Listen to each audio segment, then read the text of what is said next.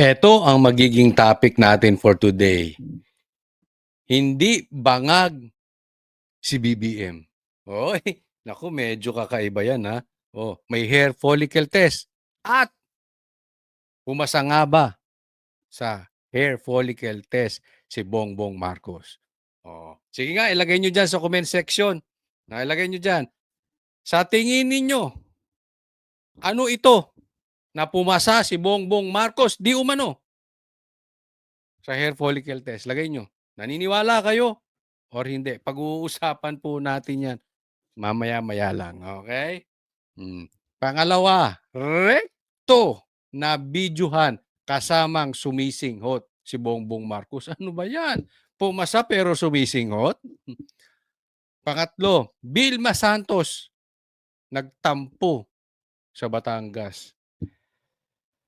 Pang-apat, mastermind na kasama ni Tambi umiyak sa korte. Uy, mastermind na kasama ni Tambi umiyak sa korte.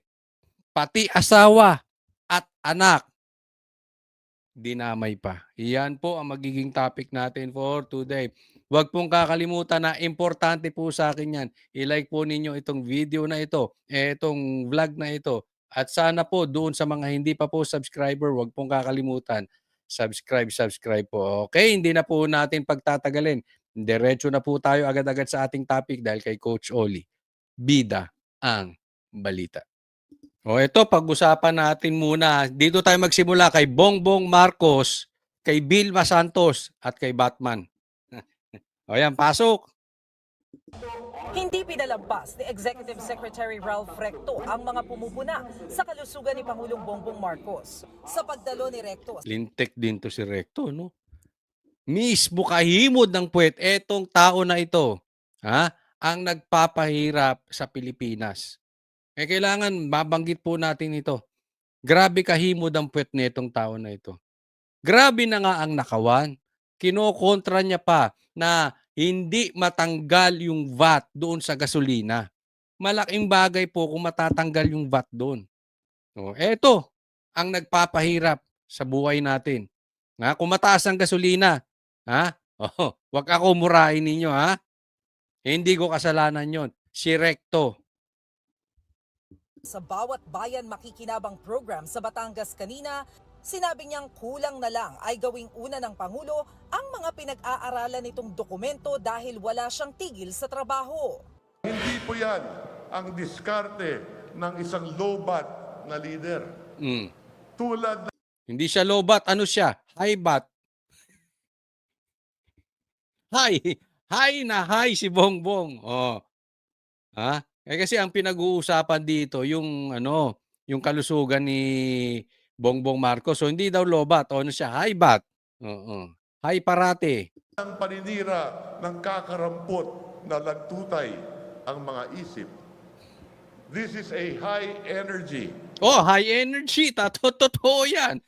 Taas ang kamay nung naniniwala si Bongbong Marcos ay high energy. Yung energy niya galing sa pagka-high. Walang, uppers pala, no? Uppers. Iba tama ni Bongbong Marcos. High energy. Presidency of a healthy leader.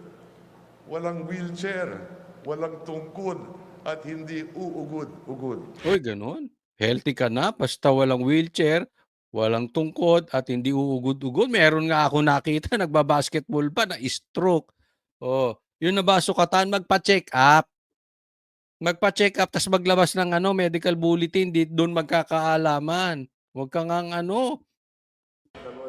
Pagtitiyak pa ni Recto, tutugon siya sa utos ng Korte Suprema tungkol sa petisyong dapat sumailalim sa hair follicle drug test sa PBBM at isapubliko ang medical bulletin nito. Kasama si Recto sa mga pinagsusumite ng komento. Yun. Mamaya-maya lang pag-uusapan natin. Pinag-hair follicle test si Bongbong Marcos. Kaya ang tanong ko sa inyo, naniniwala ba kayo na pumasa? At yung kanyang medical bulletin, nako, delikado. Nakita niyo yung interview ni Claire Castro. Nakaw! Pambihira. Parang galit na galit. Ha? Daig niya pa ang asawa ni Bongbong Marcos. Grabe talagang makasipsip 'tong mga 'to. Pero may balita tayo kay Claire Castro, ha. Eto balita ko lang naman, hindi ko alam ang totoo. Tatakbo daw senadora. Uy, pambihira. Kaya pala kasipsip mo kay Bongbong Marcos, ha. Sige na, hindi ka naman mananalo. Kolektahin mo na lang lahat ng campaign funds para kasama ka rin sa Team Payaman. Nakita naman ninyo, kayo, Malacanang press corps kayo. Hindi nga ninyo kaya sumabay sa Pangulo pag siya tumatakbo. Pero sir, can you At give us... napagit mo kanina, nakikita naman ninyo ang schedule ng Pangulo. Hindi yon, oh. Matatanda ang Hindi ilang yan. beses na nagpakitang gilas ang Pangulo sa publiko para patunayang malakas siya at walang sakit. Kasama ni Recto sa Batangas kanina ang asawang si Batangas Governor Vilma Santos at si Pangulong Marcos na nanguna sa pamamahagi ng ayuda. Yun. Bukod sa tig 10 kilong bigas na pinamahagi sa mga Batanggenyo, may tig 100,000 pesos din kada barangay na ilalaan para sa 5 estudyanteng mapipili na maging scholar. Mabalikan po natin yan, ha. Dito muna tayo.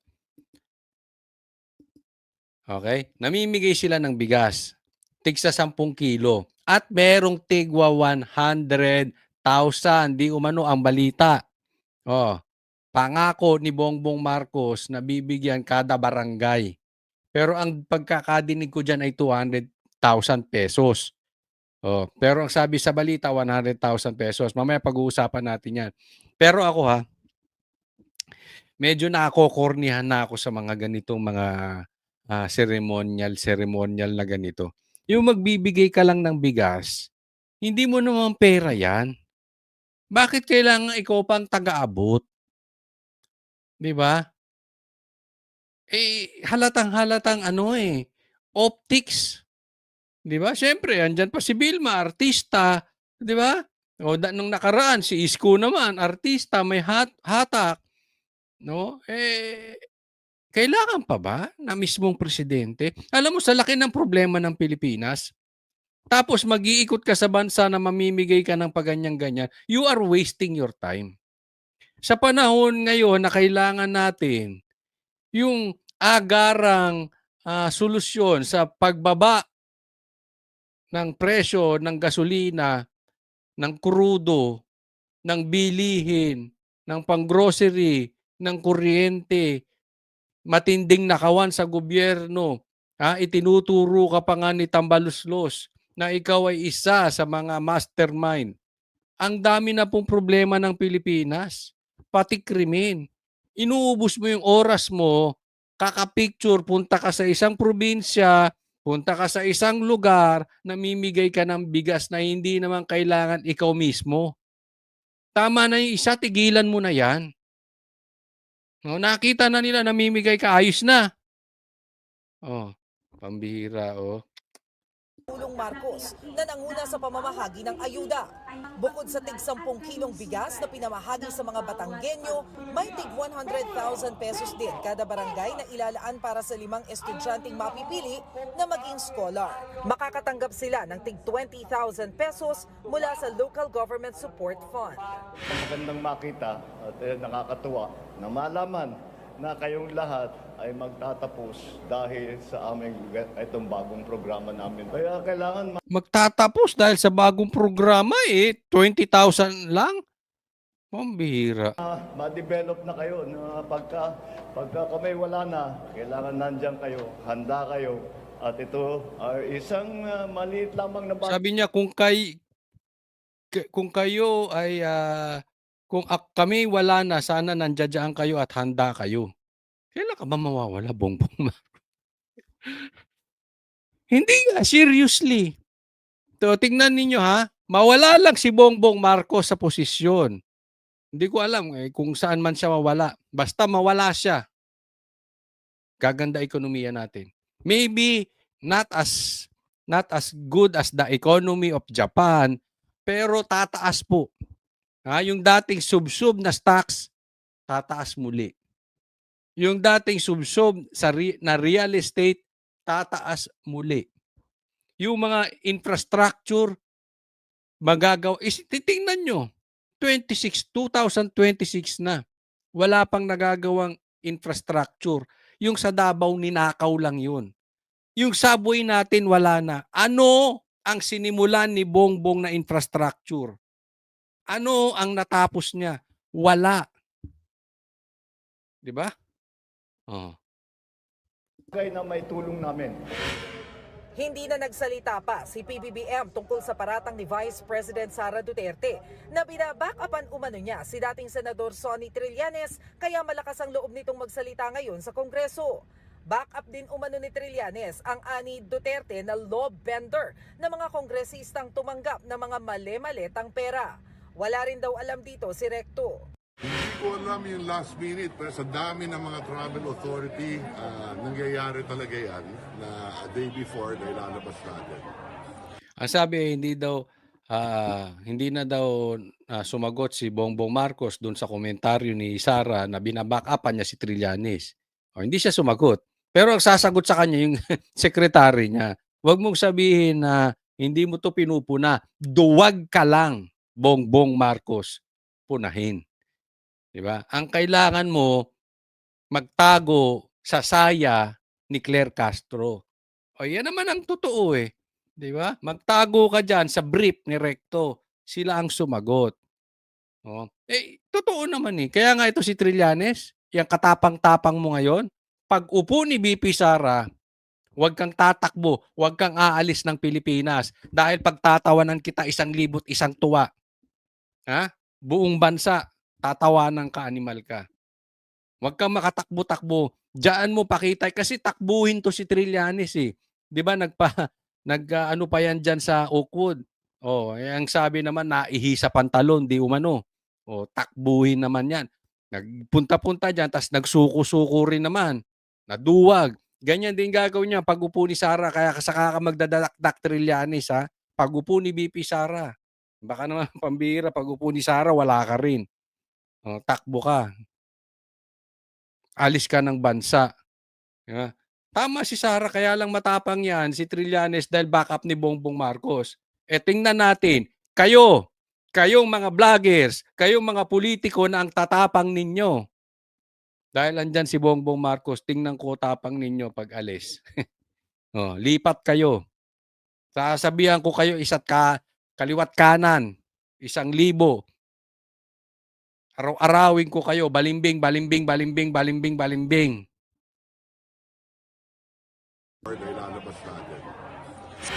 Nagbabalita mula sa frontline. Kaya kayo huwag kayo makabali-balimbing. Kayong mga vloggers kayo dyan. Kami ang boses ng masa, hindi natatakot. Katotohanan lang, di kami nalulunod. Walang bahid ng sismis, lahat ay totoo. Kahit sino ka pa, pag mali ka babanatan ka. Walang pinipili kulay, wala kaming kinikilingan. Basta para sa bayan, kami lalaban.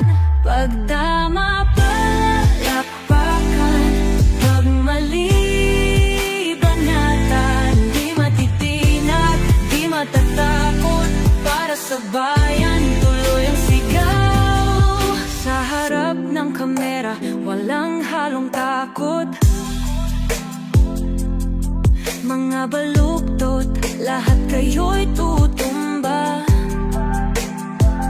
Ang hustisya at totoo, yun lang ang mahalaga. Kahit